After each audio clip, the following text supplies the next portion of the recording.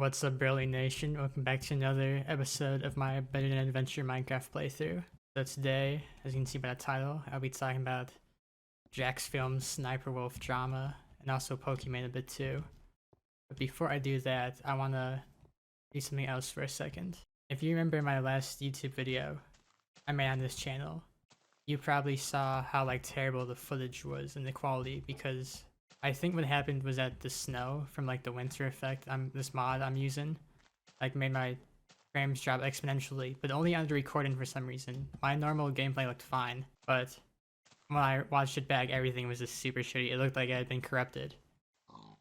So before today, I was doing some testing to see if I could fix it, and I got it to look a little better. But ultimately, I just decided it wasn't worth it, and I'll just go mine in this episode. Although, as you can see now, it stopped snowing. But now I'm not really sure what I'm gonna do. I'm just gonna go mine again, because that's what I originally planned on doing. And I still want to get a full set of all the armor. I'm missing gold right now. Alright, so you've probably seen over the past few weeks, and really, I feel like it's been on for a year total or something. Jack Films has gotten into a beef with Sniperwolf. Jack Films didn't like Sniperwolf's reaction content. He didn't like how she never gave credit for any of the people she was reacting to. That was the main issue Jack Films had. But he found a bunch of other weird stuff Sniperwolf did. Sometimes she did not even react to the video and just played somebody else's TikTok in full in her video. Honestly, that's all I can remember right now, but there was other stuff I know. And also, if you just know who Sniperwolf is, you know that she's just not a really good person. I remember Nerd City made a video on her back in 2020, 2019. And in that video, he talked about how Sniperwolf, before she became just a content farm and was kind of actually had a personality, she would expose other girls for photoshopping their bodies on Instagram, all while she was doing the exact same thing and not owning up to it. And then of course, recently Sniperwolf went to Jackson's house and posted it online, just straight up doxed them. That was kind of funny, honestly, but I'll talk more about that in a bit. I mean, objectively, yeah, going to another YouTuber's house, posting it online is that's probably termination worthy. But YouTube didn't terminate her. It took them a full week to even demonetize her. And now there's some people even wondering if they even did that, because on vidIQ it still shows that she has monetization. Now this is most likely because YouTube still has ads running on her channel, but she just isn't getting any money. I've had some videos get copyright claimed before, and I don't get any money from those videos. Where did my water go? Well, I've had some videos get copyright claimed before, and I don't get money from those videos, but YouTube still runs ads on them because they still get money. It's just that I'm not allowed to receive anything. The situation at this point is pretty much over. I feel like there is more stuff that happened behind the scenes that Jack Films and Sniperwolf probably had a one-on-one conversation forced by YouTube, because I remember the whole resolution was very weird. Sniperwolf's apology was very clearly fake. She didn't even spell Jack Films' name right, at all. And people were saying it was AI written, but why? I feel like an AI knows how to spell Jack Films' name. And then Jack Films didn't even respond to it, and he just kind of moved on. So I get the feeling YouTube told him to shut up or to do something to him too. No, that's the summary of the whole controversy. I don't really have much to add to it, but instead I want to talk about a different small thing that happened during this whole shebang. So there's this YouTuber who's kind of a commentary YouTuber named Willie Mac. Or was it Willie Mac, or was it the culprit when these kinds of things happen is usually Willie Mac. I think this was his friend Wavy Web Surfer, who's actually bigger than Willie Mac. Wavy Web Surfer made a tweet that was my platform allows me to get away with anything starter pack. And there was a picture of Sniperwolf, and there was a picture of Pokimane, with Pokimane being the Twitch. And it got very popular. A lot of people thought the tweet was accurate. A lot of people also got mad at Willie Mac. I mean, Wavy Web Surfer. I'm gonna do this the entire video. They're just so similar to me, sorry. A lot of people got mad at Wavy Web Surfer that he said this, including Pokimane, who quote tweeted this and was first of all, I never doxed anybody, so I'm not that bad. Now, I was going to rewatch exactly why people don't like Pokimane, because I know there's been a bunch of videos made over the years, and I ended up not doing that. So this is gonna be more of like an emotional video and not like an accurate video. But personally, I agree with Pokimane that she and Sniperwolf are not on the same level, because I actually think Pokimane's worse than Sniperwolf. Now, I know if you're like a fan of Pokimane, it sounds insane to say. How can Pokimane, who apparently has never done anything wrong, be worse than Sniperwolf, who has very obviously has done all these bad things, has a long track record? Like, it's obvious that Sniperwolf is a bad YouTuber, while dozens of people, thousands of people are willing to defend Pokimane. So how is this a fair comparison at all? Now, as I said before, I didn't rewatch all the Pokimane exposed videos over the years to refresh my memory. So I don't exactly know why people generally dislike Pokimane. I'm sure some of it is based off like she's a girl who's the most popular girl on Twitch, so she gets people just mad at her about that. Like, there obviously is some people that are like that. I'm not saying everybody who dislikes Pokimane has justified reason for him. Pretty much the reason why I think Sniperwolf, I'm not exactly sure what the word is. It's not really I like Sniperwolf more than Pokimane. I think I can just like understand Sniperwolf more than Pokimane. That might be the best word, or like appreciate, is that whenever Sniperwolf does something wrong, it's always like obvious. It's like obviously bad. Sniperwolf will like make fun of a kid with cancer and it'll be like, oh, okay, yeah, that's just, yeah, expected, honestly.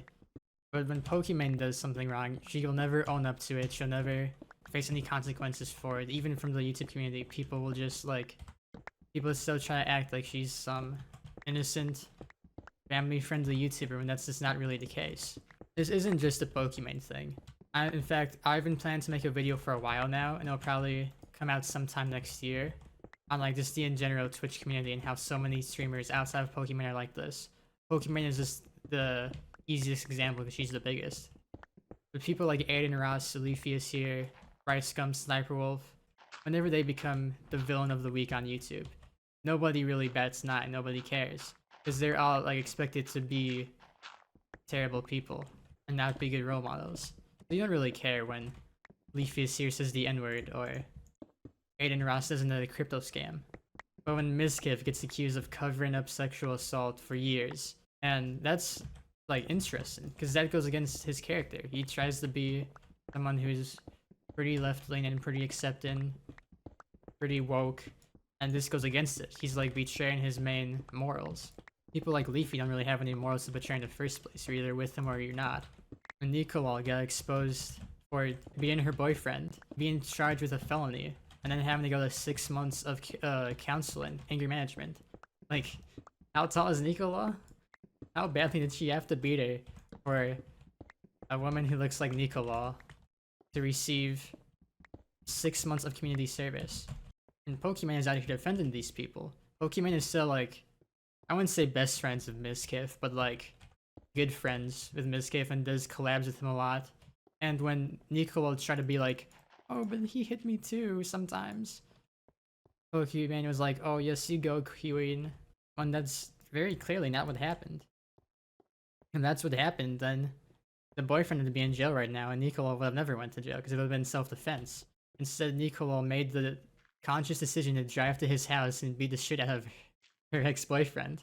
I'll give the Mizkif thing some credit because the court case is still ongoing. But like, if Mizkif is found liable for all that stuff, like how many Twitch streamers are just gonna be screwed now because they've continued to record with Mizkif? Like, they know about there's no way they don't know, because it was everywhere last year, and they just chose not to believe the victims. So when people say they dislike Pokimane just because she's ugly or something, like, I don't agree with that. That's like an insane thing to say. But I think it's fine to criticize Pokimane and not like her for continuing to record with these bad people, be friends with them, defend them, and then try to act like she still cares about all the social issues she does. Because what she does and what her friends do that she supports, like, are contradictory. Oh, this has also kind of been talked about a lot. People usually are unable to give good examples for this, but Pokimane also just has a reputation of being like a super, like, fake Twitch streamer who doesn't, it's just not real, is the best way to put it. I do have one example. So I'm sure you guys all remember the Leafy is Here Pokimane drama back in 2020 when Leafy made like a bajillion videos on Pokimane, which weren't even on Pokimane. They just had a Pokimane in the thumbnail. Like I watched some of them and they were not like bad at all. His first two were like actually about, and then he just like started going on rants about other people in the community. Like he talked about Quackity in one of them and how he was so happy that he was like Quackity had made it on YouTube after he worked for Leafy. Now, even though I just kind of defended Leafy there, it is pretty obvious that Pokimane was kind of the victim in that situation. I mean, the things Leafy was criticizing her for was like she having a boyfriend behind the scenes or something, which I don't think anyone really cared about. And oh, also the N-word clip of Pokimane saying the N-word, even though she's technically black. Well, she's not black, but she's African. She's from Morocco, so. But what people kind of forget about that is that Pokimane apologized for the things Leafy was criticizing her for, when she absolutely did not have to. And that video is just so surreal because it's kind of clear to everyone that Leafy was being portrayed by the community as like the monster who was going after Pokimane. But then Pokimane's apologizing because Leafy's fans are getting mad at her, but they're not Pokimane's fans. So like, why is she even apologizing? Like, at least when Dream apologizes for something that his fans get mad at him over, it's his fans who are actually getting mad, and it is people who will stop watching him if Dream doesn't apologize. Even if they aren't a big portion of the community, you'll still lose something. Who was actually gonna stop watching Pokimane because they found the cocaine clip of her in 2010? Like nobody. But she still was like, felt the need to apologize because she's too scared of losing any support for her, having her name out there negatively in any way. Oh, didn't Pokimane like copyright strike somebody? It was either Blacks or another guy. I think his name was Fainted. I'll look it up. I'll post something on screen. I know the Right Opinion made a video on Pokimane in like 2018. Like before she did any of the collabs with Call Me Carson and stuff like that. Oh, that's another thing, is that on top of like Miskiff and Nicolol, like Pokimane's been like managed by Ryan P, who if you don't know is like one of the worst people in the YouTube community. He did a bunch of collabs with Call Me Carson that were like Call Me Carson's biggest videos. Or at least some of them were. She recorded with Miskiff, she recorded with Nicolol. Pokimane has just like constantly surrounded herself with bad people throughout her Twitch career. I'm not saying she has to like directly apologize for any of that because she wasn't the one who did all the bad stuff, but like it would have been nice for her to speak out on it or something. Oh, Valkyrie did that whole she didn't scam anybody, but she was going to with the blue light thing. If you guys remember that, I don't think Pokimane made fun of her at all there. In general, I just wanted the main takeaway from this video to be that while people like SSSniperwolf, Leafy, Ricegum, Keemstar, honestly at this point like H3, while they're all like bad creators, they've done bad things and they'll continue to do bad things. At least they're predictable. At least they're like see-through. They're not really honest. I wouldn't go that far. But they're self-aware enough to know what they are, who their target demographic is. And when they're wrong, they're wrong. There's like no getting around that. And Pokimane, Lily Pichu, Valkyrie, Miskiff, all these guys get criticized. They always have excuses upon excuses, never face any real repercussions, continue to put on the facade of being family friendly, woke. Fuck, did I just say woke? Come on. I can think of a better word because it makes me sound like Ben Shapiro. Once this iron finishes smelting, I'm gonna go to bed. I think that's gonna wrap it up for this video. It was kinda unhinged a bit. I probably could have scripted it better, but I was busy this week doing other stuff. But thank you guys for watching. Videos every Wednesday. Let's go. Peace out, Briley Nation.